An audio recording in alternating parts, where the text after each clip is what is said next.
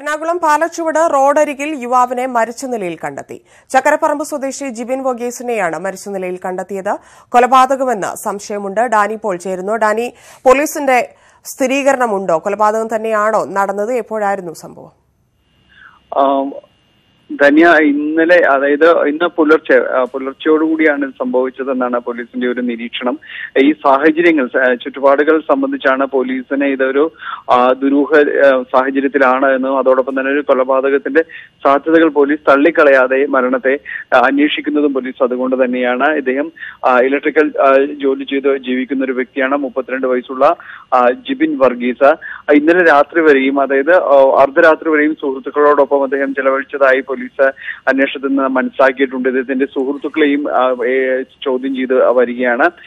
ഇപ്പോൾ പോലീസ് നടപടികൾ പുരോഗമിക്കുകയാണ്. ഡോഗ് സ്ക്വാഡ് സ്ഥലത്തെത്തിയിട്ടുണ്ട്. അതോടൊപ്പം തന്നെ ഫോറൻസിക് വിദഗ്ധരും തെളിവുകൾ ശേഖരിക്കുകയാണ്. ഇത്തരം നടപടികൾ തുടരുകയാണ്.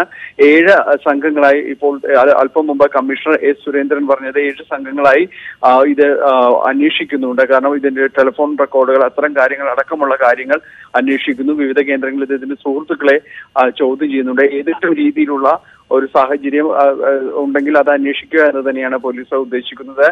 നിലവിൽ റോഡിൽ അപകടത്തിന്റേതായ യാതൊരു സൂചനകളും ഇല്ല എന്നതാണ് പോലീസിനെ ഇത് സംബന്ധിച്ച കൂടുതൽ സംശയങ്ങൾ ഉയർത്തുന്നത്. ധന്യ. ശരി ഡാനി.